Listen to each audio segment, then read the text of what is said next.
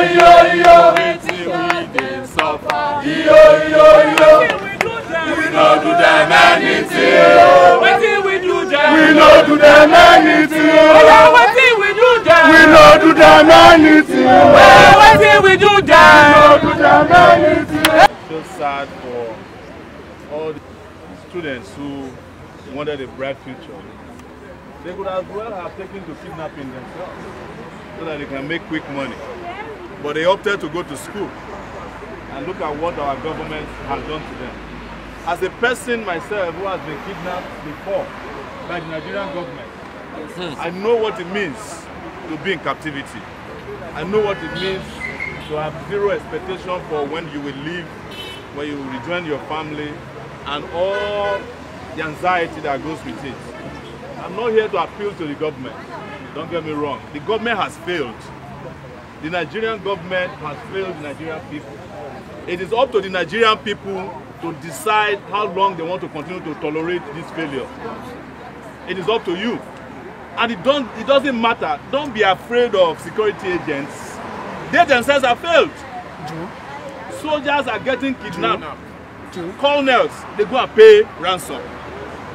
A DSS guy was kidnapped. They paid ransom and they killed him after that. Nothing happened. But the only thing the DSS can tell you is that if you are speaking out at this time, they will come after you. But they cannot come after kidnappers. They can't come after bandits. They can't come after the terrorists, including those who are in government. They can't go after them, but they are very happy to go after you if you speak your mind. Nigeria is the only country in the world where people are beaten up and roughened up and they are not allowed to cry. They are not allowed to express sadness. I was told by the parents when they arrived here that they were told not to protest, that they should not even speak to the press because somebody is doing something about their plight. Nobody is doing anything about your plight. They are not interested. The federal government does not care about you. The Kaduna State governor does not care about you. I heard him saying that he will never negotiate with terrorists. I said, who asked you to negotiate with terrorists?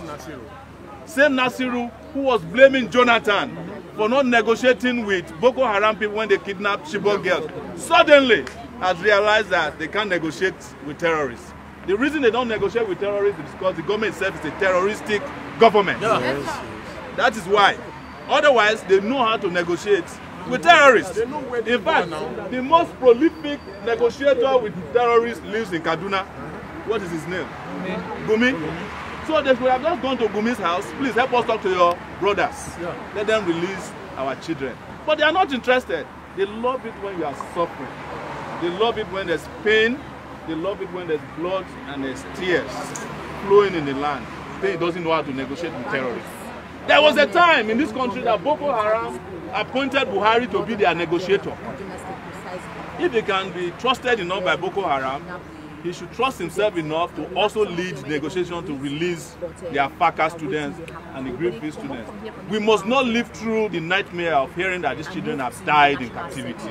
May it never happen to anyone of them. And may it not happen to those Greenfield kids who have been given to this deadline. May it never happen that they will be killed.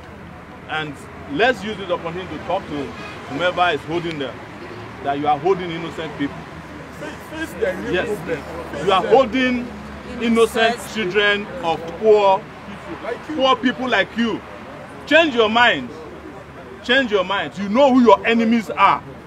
The students of the School of Forestry in Afaka, they are not your enemies. The leaders who turned you to kidnappers and terrorists and bandits, you know them. Go and hold them to account. Stop going after soft targets.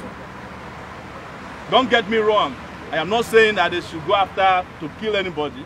I'm not saying that all of us should come together. Anybody that has been cheated, who has a grouse against the system, should come together and fight the system. And stop this excuse that, well, the reason we are kidnapping is because we are poor. The people you are kidnapped to are poor. The reason we are kidnapping is because we didn't go to school. The people you are kidnapping to are barely going to school. Water run away me now. When I remember ransom, water run away me ayo.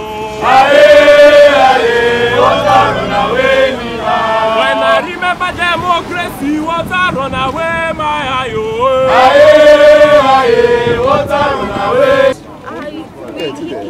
My kid brother, who is among the person who was kidnapped, actually came to tell us that they had an excursion the next day. He told us that he told them to contribute money for transportation and stuff like that. So we gave him the little we had and told him that he can go. I actually begged him not to go, but he told me that it was a very, very big credit load course and then he needed to go there. And then he left. That's Wednesday. On Thursday, when he came back from the excursion, I called him. I told him, is he not coming home? He told me that he's coming back on Friday after classes. Only for Friday early morning, I received a call that by around 4:30, that the kidnappers came around 11:30 or so and took him, and his hostel was one of the hostels that were first attacked. And it was shocking. That Friday afternoon, we saw one video that was not very clear. And the next on Saturday morning, we saw a video with him in front, speaking and begging the government to help. And for 55 days, the government did not have a soft heart to even at least listen. Look at the Greenfield students that were killed. They didn't even listen, they didn't give any ears. Everybody boldly said that he was not going to negotiate. But yet his son, who was in capital school in Kaduna, he removed him from the school without thinking it twice. And then our children have been there for 55 days. No clothes, under the rain, under the sun, this scorching sun. If you're in Kaduna, you know how hot the sun in Kaduna is. And they have been there without food, without proper water, just there. And we have a pregnant woman who is there. It's painful. It's painful.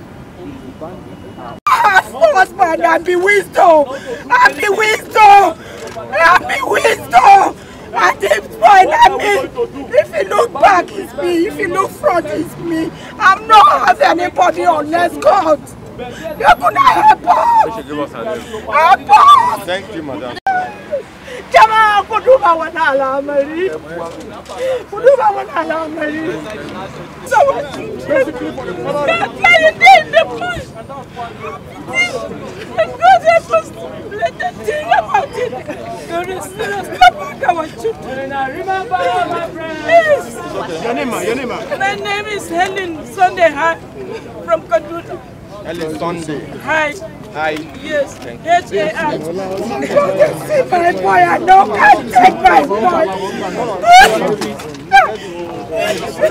Who's that? Woman, they just the bosses. He said they suffer. How do you feel, madam? How do you feel today, madam? I feel it. Right now, I was this. I was pregnant. And I trained it for 27 years old. Just like that. They work for bush on us 5 hours. Why? Make the whole government help us. Make una help us. It's 55 days today. Get it to 2 months on Thursday. Make una help us. This one is too much. It's too much. Last year I said cholera. This year kidnapper. People were they supposed to not graduate since last year. I bet not gonna help us. Help us and bring our children. For coming to People's Parliament. You have come to the right place. The Parliament belongs to you, belongs to people. And therefore, any genuine complaint that is made peacefully by all citizens of this country should be given attention by the parliamentarians. I am a civil servant. I come on behalf of the National Assembly, who is the administrative head of the National Assembly. Our political leaders, of course, are Mr. President of the Senate and the Honorable Speaker of the House of Representatives. You came here, to the right place. We have listened to your grievances. I assure you that we empathize with you. All of us have children, and therefore we feel your pain. And I believe that all Nigerians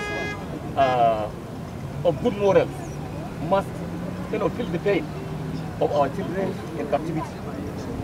So therefore, I'm not a politician, therefore I'm not making a political statement.